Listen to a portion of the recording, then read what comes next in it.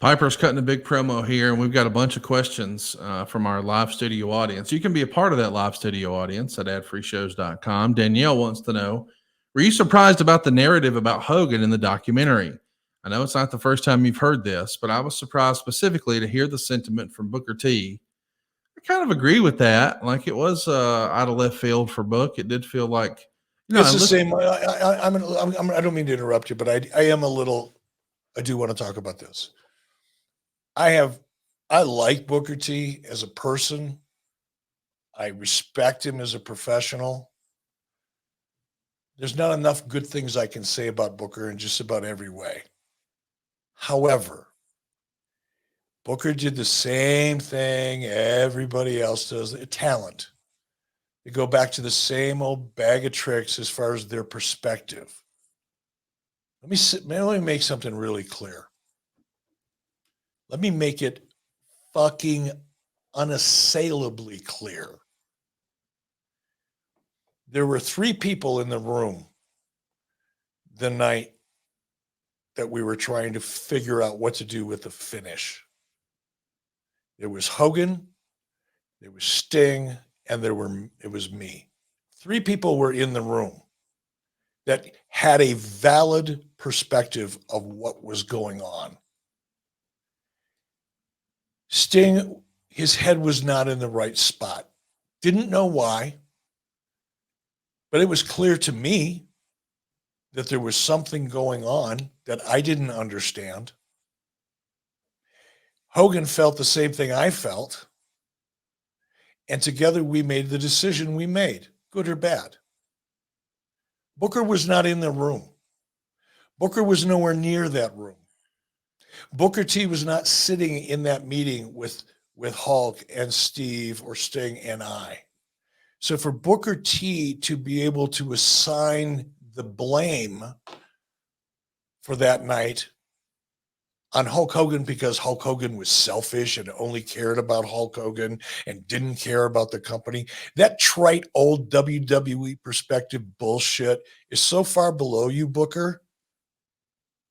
You weren't in the room. You don't know what the motivation was. You have no idea. It's just too easy to go back to the Hogan's selfish. All he cares about is Hogan. The opposite was true. You may not like, people may not like, I may not have liked the way that things ended up, but it was not out of it wasn't because Hulk was selfish or greedy or wasn't thinking about the company. It's because Hulk recognized the situation that I recognized, and neither one of us were comfortable that that night was the best night to make the decision that we were about to make. Had nothing to do, you can criticize a decision all day long, but to assign it to Hulk Hogan being greedy or selfish is so disappointing from a guy like Booker that knows, unless you're in the room, unless you're in the ring, unless you're a part of the actual process, to have opinions about it based on what you've heard other people say is weak. And it doesn't change the way I feel about Booker. I still have so much respect for him, but I'm going to be honest. I was really disappointed in that. I expected it from other people because they've established those people. You know, Bret Hart has established there's no surprise what Bret Hart's going to say. There's no information, no new information coming from Bret Hart. He's a bitter, angry, resentful, depressing individual. And I respect the hell out of him, but it is what it is. I expect that kind of negativity and that go to my bag of tricks and just bury whoever I need to bury. But Booker, I was really surprised because you weren't there. You had no idea what you were talking about as it related. Now, maybe it's an editing thing. Maybe Booker T was relating to something else and they somehow edited into the Hogan commentary. That's very possible. And I hope that that's the case, because then I wouldn't be quite as disappointed as I am. But okay, enough of that. I swear I was thinking the exact same thing as you were talking, that, you know, I love Jason and Evan, and I think they do a great job. And I mean, every time they have a new product on Vice, I can't wait to see it. Whether it's Tales from the Territories or Dark Side of the Ring or Who Killed WCW, I love it all. However, I have heard from people who say, man, that's not the full context. And I'm sympathetic to that. And you and I have talked about this before. Yep. They probably shot 20 hours worth of footage for that 41 minutes that aired or whatever it was. So, decisions have to be made. Like if you really, because I saw some criticism and they said, boy, they really glossed over a lot of stuff. And it's like, guys, you got to tell the whole story in 3 hours, like start to finish. It's not like you can have this, well, we're going to do we're going to do 12 2-hour episodes. That's not what the order was. So we've got to make it fit. So when I saw that, I kind of thought, man, I wonder what he was really responding to there. And again, I'm not saying that Jason or Evan did any poor editing. I am just saying they're tasked with an unenviable job of how do we take this much content and make it fit here? Like that's tough. Yeah, it is. And I hope, like I said, I hope that that's the case because I don't want to be disappointed.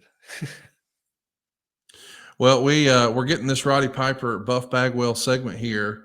Of course, the idea is, we're headed towards the Great American Bash. This is the go home show. Where would you say Great American Bash ranked for you as far as a WCW pay-per-view? You've made it clear that in your mind, Halloween Havoc was the tippy top. I know it falls off a cliff from there a little bit, but is Starrcade second, or where's Super Brawl? Where's Great American Bash? Where's Bash at the Beach? Can you rank some of those for us? Yeah, I mean, Halloween Havoc was number 1 for me. I think Starrcade was number 2, just based on its history. Bash at the Beach was always a good one for us. The rest of them we struggled with.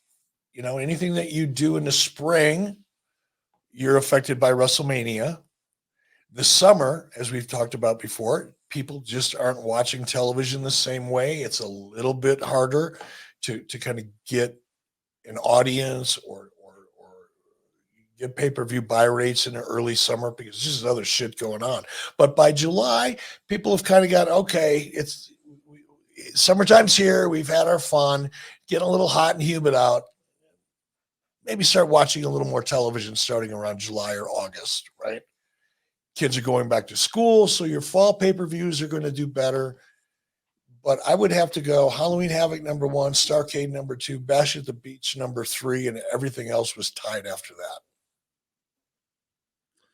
So there you see Kevin Nash making his way out of the arena. He's got his duffel bag. Maybe his contortionist is in there. And I mean, that's a place. If you're going to bring a contortionist to the party and you got 3, blondes in the backseat of a limo, if you've got a contortionist in the bag, that's where a contortionist is going to come in handy in a backseat of a limo. I mean, I'm just saying.